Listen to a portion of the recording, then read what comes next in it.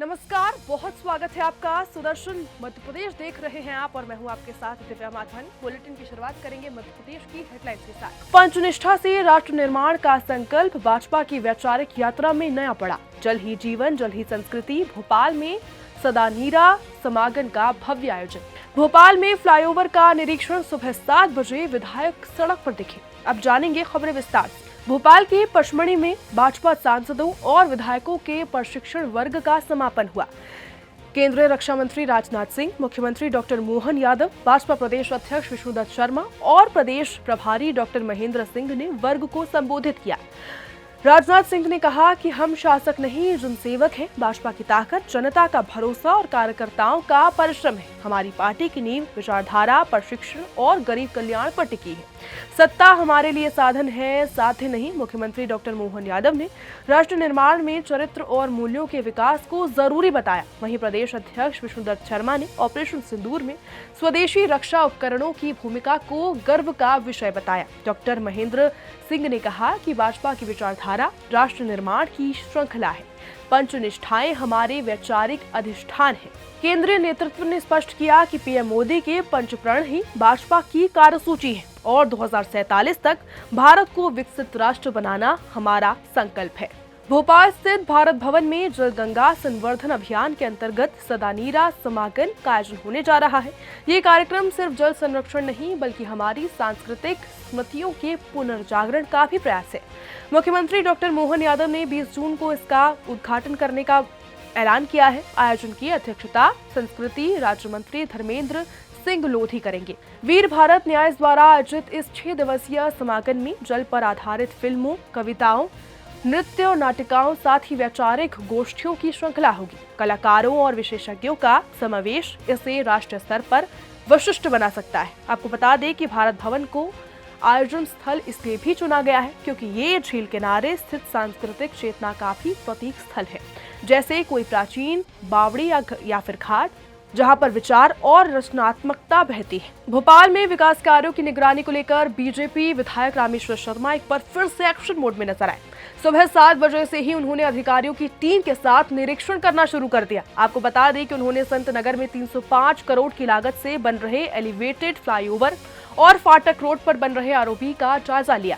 अपने तीखे बयानों के लिए चर्चा में रहने वाले रामेश्वर शर्मा इस बार विकास कार्यों की बारीकी से मॉनिटरिंग करते नजर आए। उन्होंने बिजली के खंभों की शिफ्टिंग सहित कई अहम निर्देश पर ही अधिकारियों को दिए हैं। निरीक्षण में Lalghat grade separator, Indore road flyover, फौरी पीएम आवास और बैरागढ़ सब स्टेशन के साथ साथ भोपाल बाईपास पर बनने वाले 6 लेन फ्लाईओवर की साइट का दौरा भी किया गया।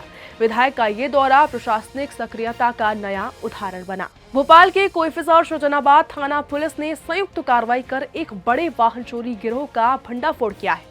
पुलिस ने गिरोह के मास्टरमाइंड समेत कई आरोपियों को गिरफ्तार किया है और लगभग 7.5 लाख रुपए की चोरी की गाड़ियों को भी बरामद किया गया। इस गिरोह के कार्यप्रणाली बेहद चौंकाने वाली है जो सामने आई है। मास्टरमाइंड एक मैकेनिक था जो शहर में शोरूम कंडीशन में खड़ी गाड़ियों को निशाना बनाता था और सबसे ज्यादा सुजुकी ऑक्सीज मोपेड चोरी की गई।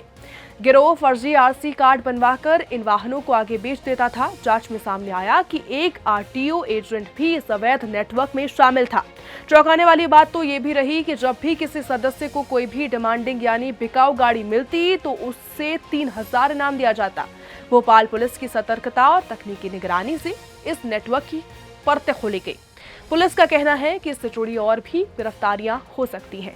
ये विगत 3-4 महीने से थाना कोइफिजा क्षेत्र में काफ़ी चोरी की, बाइक चोरी की घटनाएं बढ़ रही थी।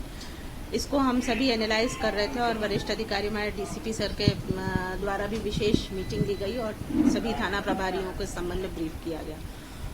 और बाई चांस एक दिन चेकिंग के दौरान लगभग ये थाना कोइफिजा और थाना शाहजहानाबाद संयुक्त कार्रवाई कर रहे थे और एक चोर को मुखबिरी करके पकड़ा गया। ये चोर, इसका नाम है अरशान, है कम उम्र का, लेकिन ये मैकेनिक की दुकान पे काम करता था। इसको पूरा आइडिया था कि किस तरह से गाड़ियों को डायरेक्ट करते हैं और किस तरह से। तो ये अपने इसके संपर्क में था नवेद भी लाल घाटी थाना, ये कोइफिजा क्षेत्र का रहने वाला है।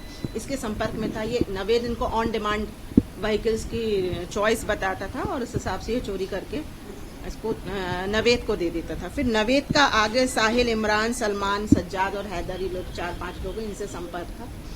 तो ये आगे गाड़ी को बेच देता था और आगे की जो टीम थी इनकी एक पर्सन था जिनके डॉक्यूमेंट्स बना लेता था फर्जी, क्रय विक्रय पत्र और इवन रजिस्ट्रेशन कार्ड तक उनके पेपर्स पे प्रिंट आउट करके ऐसा लग रहा है कि बिल्कुल वो ओरिजिनल ही हैं, ताकि ये इन पकड़ा भी नहीं सकें कि ये लग रहा था कि चेकिंग के दौरान कोई भी चेक करेगा तो प्रथम दृष्टया यही प्रतीत होता है कि ओरिजिनल है। इस तरह से हमारी दोनों शाहजहानाबाद और कोईफिजा की टीम ने संयुक्त कार्रवाई करते हुए 8 वाहन 2 व्हीलर हैं और ये सभी मोस्टली एक्सेस सुजुकी हैं और लगभग 3 वाहनों के पार्ट्स को दस्तयाब किया है। ये कुल मिलाकर लगभग 7.5 लाख का मशरूका है। हमारी संयुक्त कार्रवाई में हमारे एसीपी साहब सही महसूस कर रही हूँ।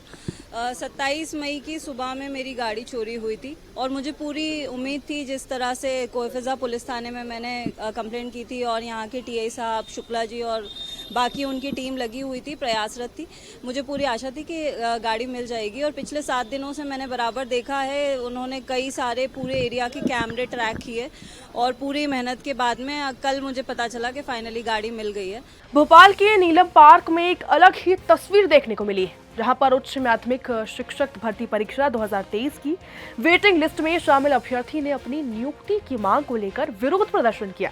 प्रदर्शनकारियों ने झाड़ू लगाकर सरकार के प्रति नाराजगी जाहिर की। इस दौरान उन्होंने टीआई जहांगीराबाद आशुतोष उपाध्याय को अपना ज्ञापन भी सौंपा। प्रदर्शन में शामिल दीपिका बागोरा ने बताया कि वो सभी योग्यता और पात्रता पूरी कर चुके हैं, इसके बावजूद फरवरी 2024 से अब तक उन्हें नियुक्ति नहीं मिली है। अभ्यर्थियों का कहना है कि वो कई महीनों से लगातार संघर्ष कर रहे हैं, लेकिन सरकार की ओर से कोई भी सकारात्मक जवाब उन्हें नहीं मिला। उनका आंदोलन अब और भी तेज होगा जब तक किसी भी नियुक्ति किसी को भी नहीं दी जाती। एक ओर जहां पर सरकार शिक्षा को प्राथमिकता देने की बात करती है, वहीं योग्य और चयनित अभ्यर्थी खुद को ठगा हुआ महसूस कर रहे हैं।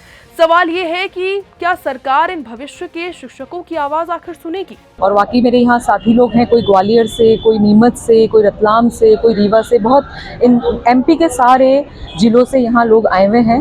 और जैसा कि इसको नाम दिया गया आंदोलन, में आंदोलन का नाम नहीं दूंगी। मेरी इस बार जो हमारी जो ये गैदरिंग हुई है, हमारा जो इकट्ठा होना है, उसका इस मेन एम जो है, मेन लक्ष्य जो है वो यही है कि इस बार मुख्यमंत्री सरकार आए और हमसे मिले। तो मेरा मुख्यमंत्री जी माननीय श्री मोहन यादव जी से अनुरोध है कि हम वही लाडली बहना है और भाई भी, भाई बहन सब, बहन और भाई सब उन्हीं के हैं। तो मेरा निवेदन है कि 2 साल से जो आंदोलन कर रहे हैं उसमें एक कमी नजर आई मुझे कि मुख्यमंत्री महोदय जी एक भी बार हमसे मिलने नहीं आए। आगरमालवा की सुसनेर विधानसभा से कांग्रेस विधायक ने एक ऐसा बयान दे दिया जिससे सियासी गलियारों में हलचल मच गई।